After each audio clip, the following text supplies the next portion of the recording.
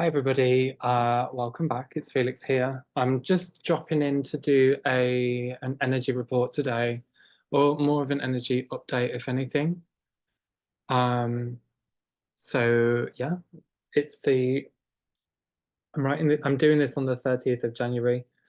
There's been a lot that's gone on this month already. I mean, it's really, really blowing up out there. And we'll just get into it today, really.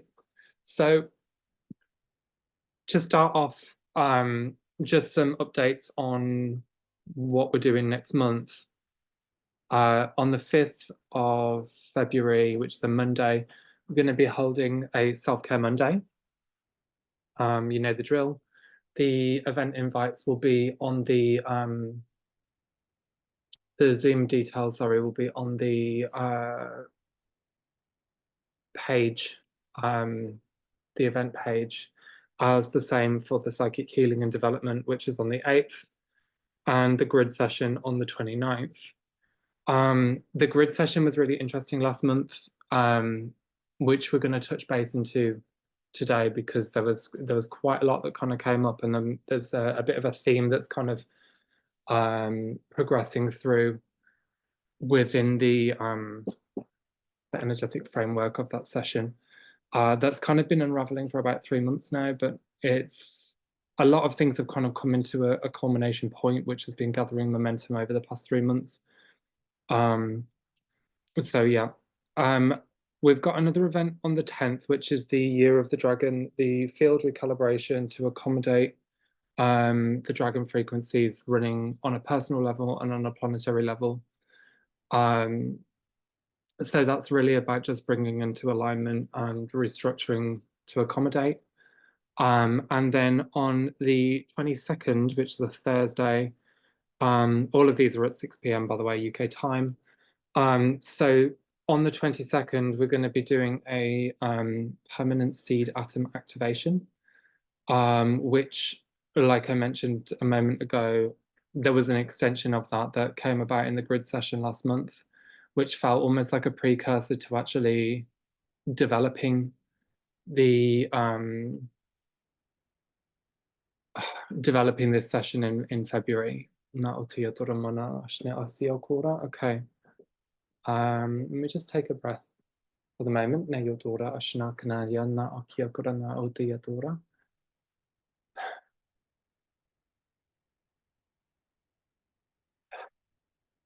And just bring it back to center. It's also festival season again. It started now from February. This weekend coming, the 3rd and 4th, I'm going to be in Stockport doing in-person sessions for half an hour at the Rosemary Douglas Mind Body Spirit event. And then in Leeds, the 3rd weekend, I think it is, I think it's 16th and 17th. Let me just double check. 17th and 18th in Pudsey with Pat Eichhoff's Health and Healing Mind Body Spirit event. So those are always really fun, and it's always great to do the first shows of the year, and kind of just getting out there and seeing people again, coming into spring, which is always lovely. The weather's just been really gorgeous at the moment. The skies are nice and blue, and everything feels like it's kind of turning a corner as we move into February, which is it's really lovely.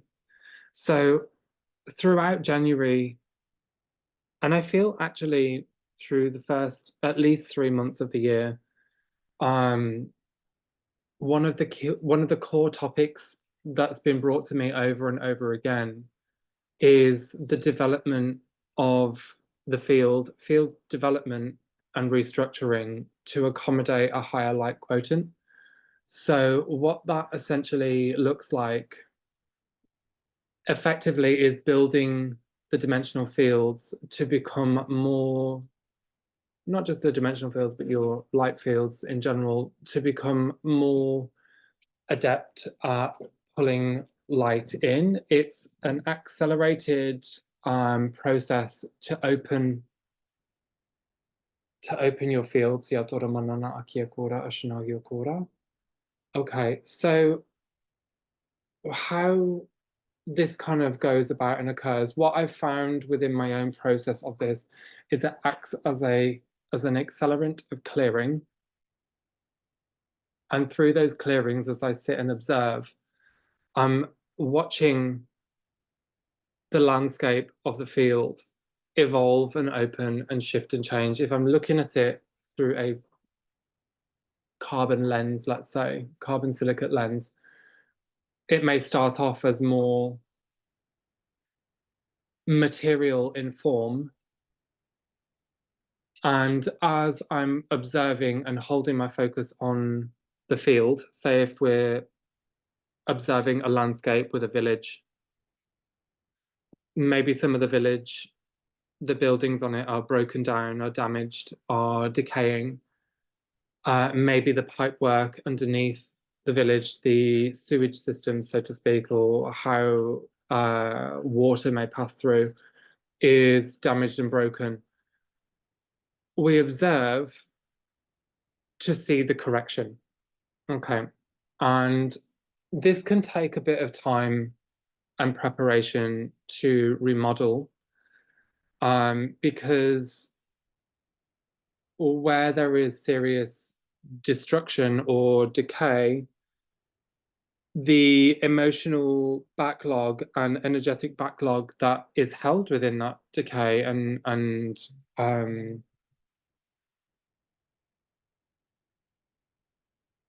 sorry, diolch am dybiawdwr na otiador mana ashna okura.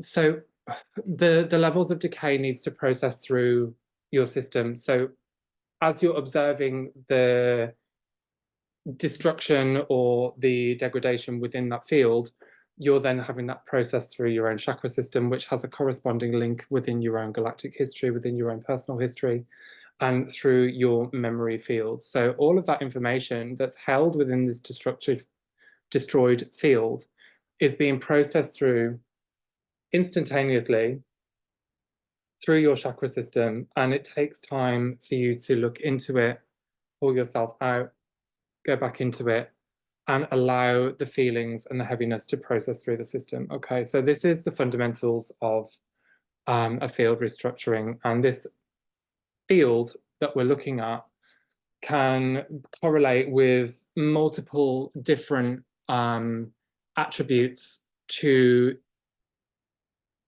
align with different components of your multidimensional body. So the waterway systems underneath the ground or underneath the field or the landscape, sorry, can be connected into your emotional body.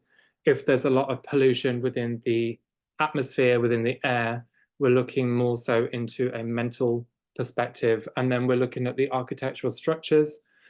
Are the buildings broken down? Are they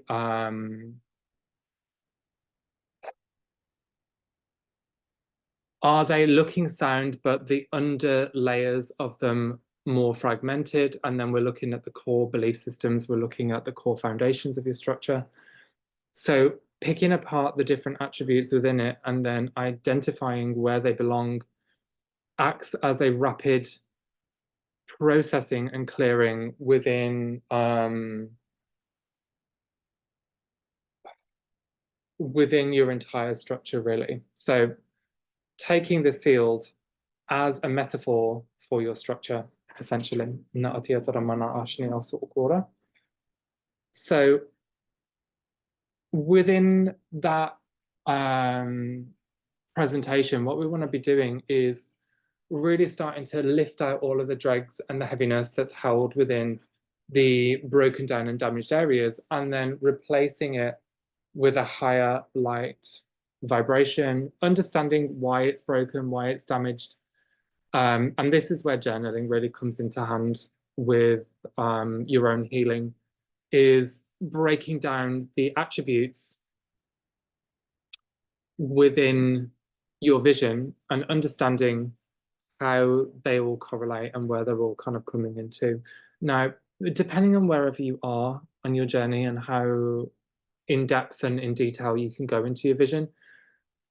Fundamentally, it doesn't necessarily matter as much just yet. It's just a case of kind of pulling things up and getting it out to the surface so it can be seen and then processed and reordered.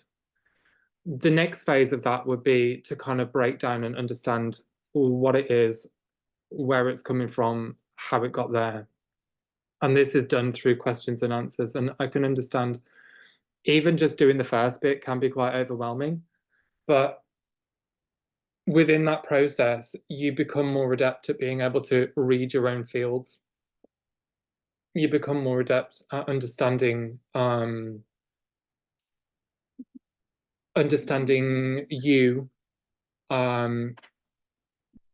and your body through this metaphor. So even going into like electrical circuitry, we can look at the bioelectric field and how information is being passed through the network of buildings or central nervous system as a parallel, and working to restore and repair it from that point.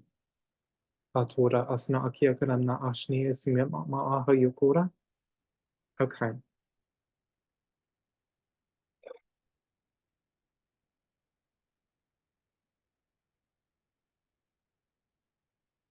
So the purpose of this really is to move you from a start point to jump to a much further along point as we're kind of now being able to encapsulate so much more light and pull in so much more higher vibrational consciousness, which really acts as a catapult that triggers you and thrusts you into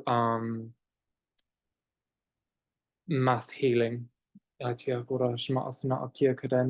So as we kind of work to purify and clear this field, this one perspective of the village can then translate into different forms of perspective. So this can just be a carbon-based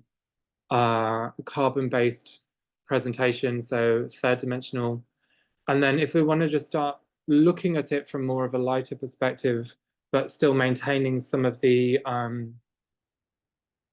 physicalities. And this is a really great way to kind of train yourself out of viewing with a third dimensional lens or fourth dimensional lens by building in the light perspective of what it would look like if there was no form, if there was no kind of like if there was no physical matter within there, so what would it look like? And then being able to discern and identify through energetic light patterns and enmeshment of code infrastructure, you're then able to start picking this up and out, and then identifying what each component would look like if it were held within a light perspective. So always when we kind of train ourselves to look beyond the physical, there will always be a parallel translation that will be translated into a body form or function. And within that, you're then able to kind of compare and analyze what a crisscross black mesh pattern would mean if it was affecting the form. Okay, so as we kind of delve into and understand these different attributes within it, we can then flip back to the village perspective to understand it from a physical accent. So if we've got this thick black mesh net crisscross pattern that's held through the atmosphere of the village, perhaps we're dealing with a net field, so like a electrostatic transduction field. And it's through these we can kind of start to identify what kind of attributes go on within those and pull them apart to see if it is organic or inorganic, or kind of how it's affecting you. Is it blocking your energy from kind of raising up from one harmonic universe into the next, and then being able to pull more information in, or even fully just being able to kind of sit within a higher harmony and allowing yourself to process the information in the higher worlds or the higher realms. So all of these play core function at the moment. And this is particularly interesting. So I thought I was going to say something else then. This is particularly interesting as well with the grid session that was done, I think it was about 2 weeks ago or a week ago, which I've left it on YouTube so people can actually go and have a look and have a listen. It's only about an hour's long, but it just came together so perfectly and so nicely, which correlates to this monadic light stream of information and of light that is coming into embody onto the planet, and thus into our own individualized experience. What is called the permanent seed atom that sits within the 8th chakra, held through the thymus, I've noticed coming more and more online on an individual level, on my personal level. So it's my truth there, and I feel like it's quite a lot of other people's truths at the moment, that they're being able to harness a lot higher information, a higher divine intelligence to pull this in and learn how to embody this embodiment of the monadic light to activate the personal seed atom, which in turn works to activate Christ consciousness, the higher divine mind coming into physical form. Okay, so the field restructuring allows the accommodation to build in the monadic light fields, the monadic light to come into the physical form, with opening yourself up and purifying to be able to. I'm just conscious of whether I'm repeating myself over and over again whilst I'm speaking, because I'm completely going into trance now. So as the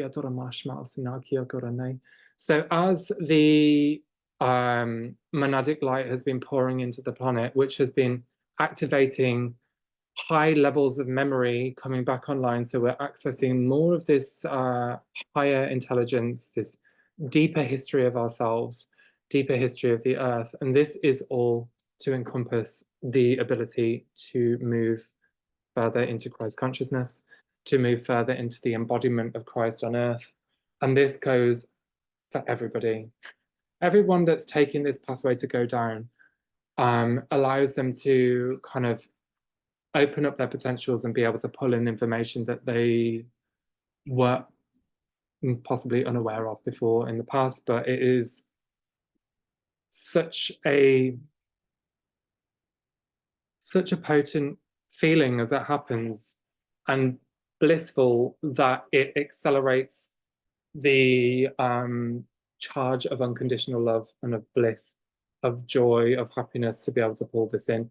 And this really has been quite a pivotal progression over the past couple of months. And there have been many, many, many times where or attempts to kind of override this through our own history, to prevent this kind of information or this permanent seed atom from coming online.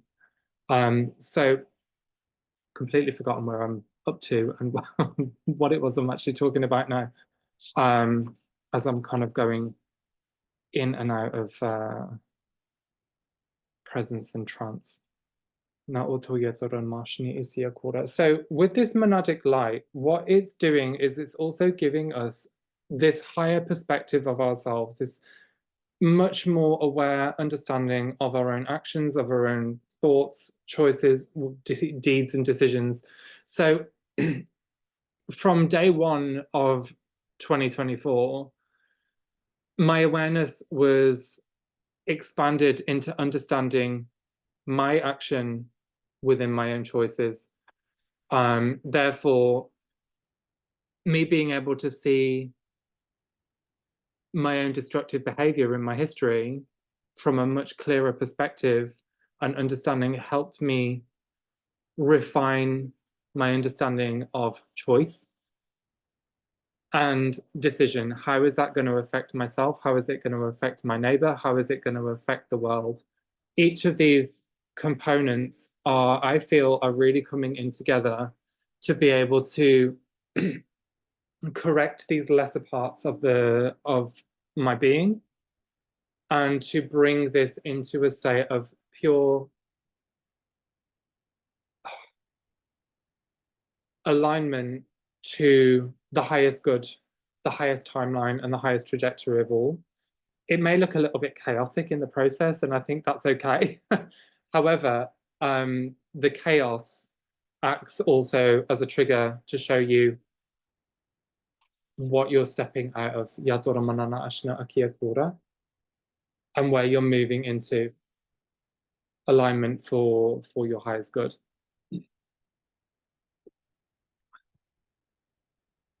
Just seeing my partner laugh at me when I mentioned that about the chaos. So obviously there's something going on there. So this choice, the choice and decisions seem to have been a very, very strong point of awareness coming in through 24 to allow us to kind of really choose how we want to step forwards. Are we going to step forwards more in peace? Are we going to step forwards more in love? And are we going to be able to identify what the highest decision will be that's going to benefit everyone, that's not going to cause harm? And just being able to kind of develop our past aspects and learn from them, really. So yeah, it's been quite an interesting month so far. And particularly going on to the start point of it, maybe about the 10th of January.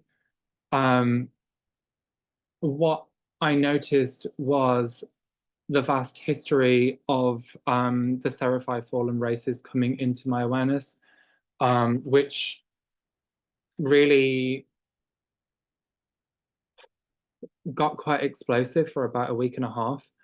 And what was kind of going on there was a history of galactic warfare that was held through the Odedicron and Omicron races, and also the Zephyrim Zeta Reticuli lineages.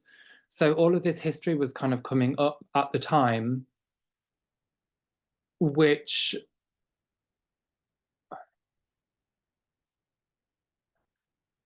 obviously coming forwards to be healed and restructured, to be reintegrated. But at the same time, oh no, Yokura on Masma Okyoku na Ahakrene. I'm just trying to find the right words to express this.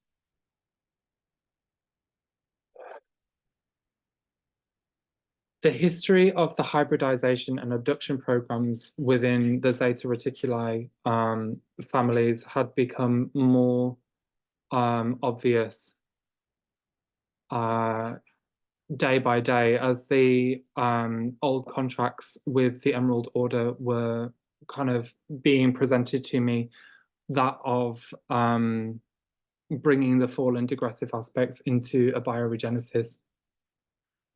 So essentially what that means is these species wanted to kind of find a way back into source alignment. And in doing so, portions of them broke away and were destructive, were chaotic, and took down parts of, or attempted to hijack and take down parts of the light structure. It wasn't always successful. But as the progressions of this were, the effects of hybridization caused malfunctions within the human form and caused malfunctions within the DNA template. And a lot of this is tied quite heavily into the Ruby Sun DNA program, the DNA healing program.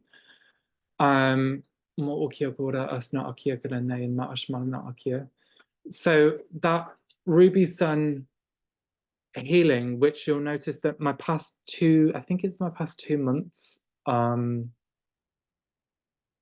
been following on from that, or they started this as a follow-on from that actually. And it felt like it kind of came into a kind of gradual explosion point, let's say, where a lot of this kind of warfare came right to the surface, which was indeed just to completely desecrate the DNA template, particularly that of the 11th strand and the 9th strand. So without knowing too much of the ins and outs, because when you're within it, it is so thick and so heavy, it's quite hard to get a full, clear understanding of the extensive trauma that was held within there and what the purpose was as to why we were kind of clearing up this particular heavy set of trauma at this now point.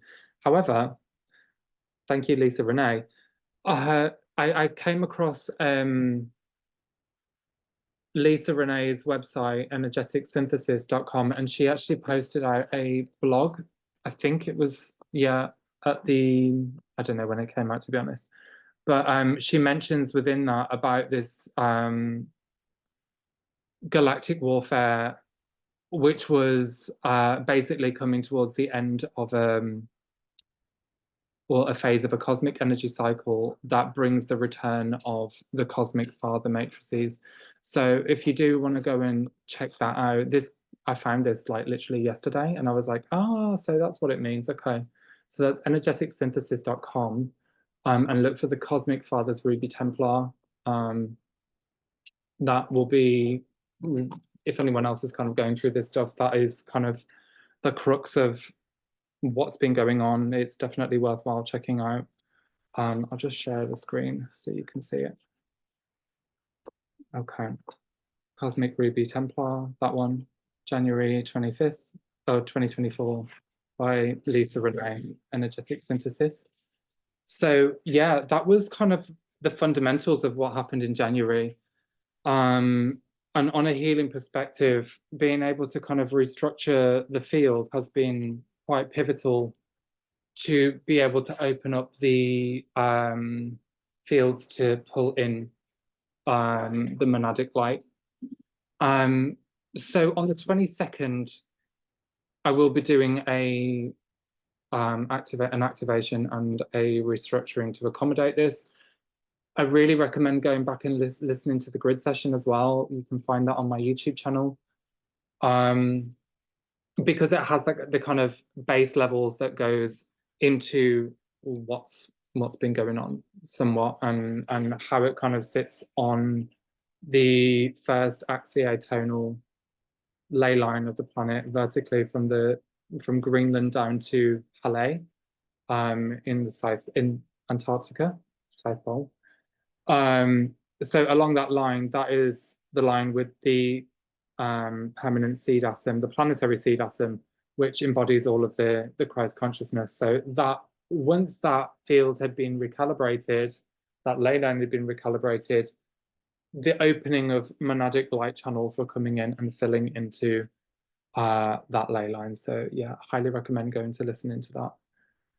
In other news, I am going to just jump on and do a short meditation now.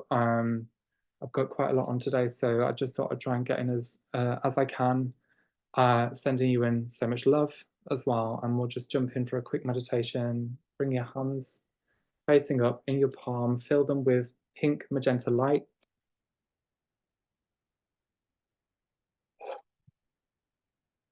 Okay, and as you place them together in your lap with pink magenta light opening, we're going to see an octahedron diamond form in the center of the hands.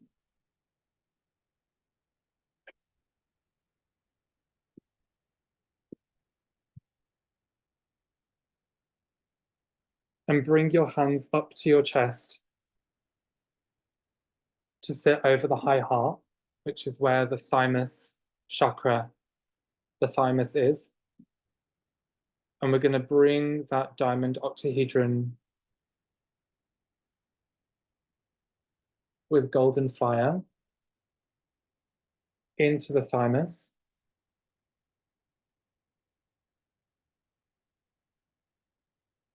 Hold the image.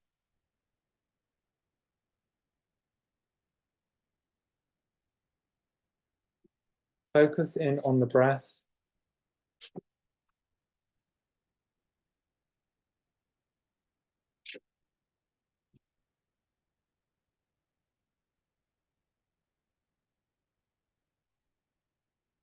And as you absorb the octahedron, the golden flame, into the thymus chakra, you're just going to breathe that into the body and breathe it into the back of the solar plexus.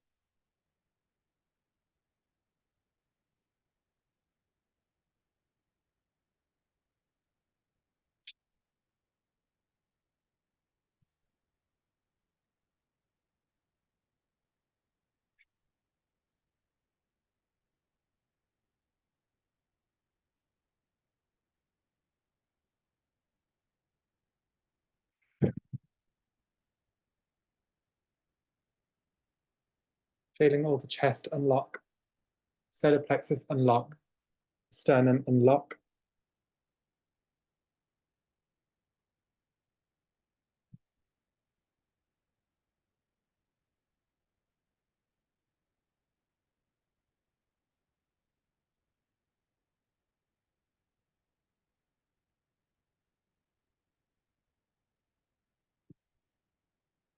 Nayotoramana akia kurashna asayam ya ai hiakura na ayokura nasna aki.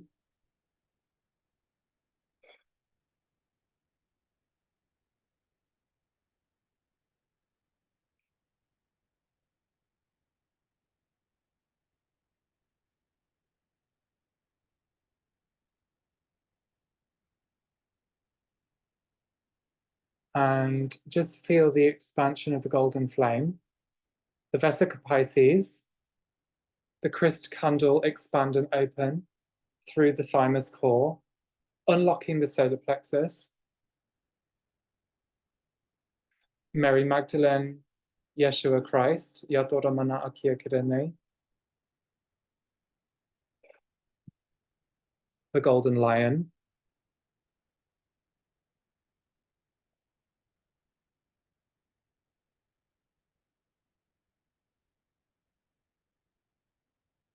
electromagnetic stabilization, Yadoramana Akia Kirene Yaderemeshmis Miadora,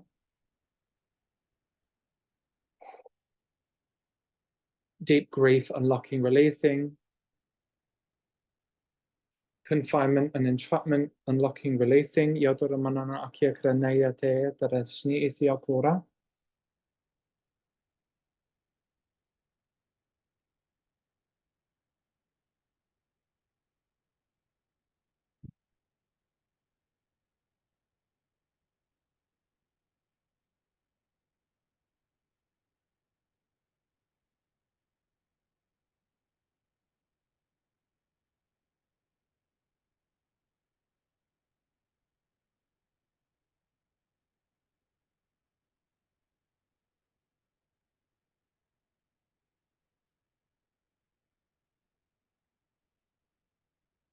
Reverberation of Christ hues, waveforms,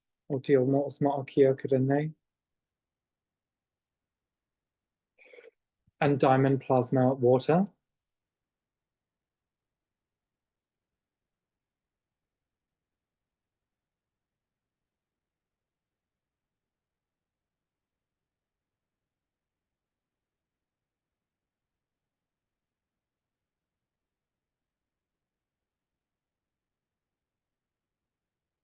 Full chakra system unlocking. Harmonic sound tones blend and purify.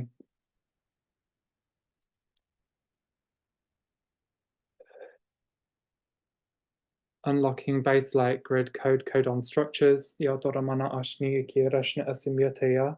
Separating out. Releasing tension. Black smoke rising.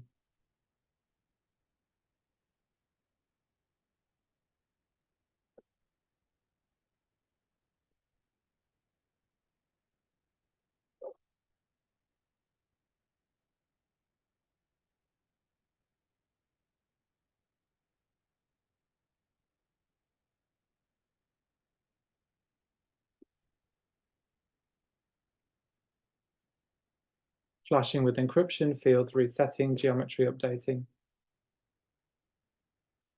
Okay, we're going to move to seal, updating through all fields, updating through all localized grids, seal forward now through all levels or layers of light, through all bodies and through the breath of the divine I am. Taking a breath in. Have a lovely, lovely month ahead. I will look forward to seeing you guys at the events if you choose to come. And if not, have a wonderful month. I'll speak to you later. Bye.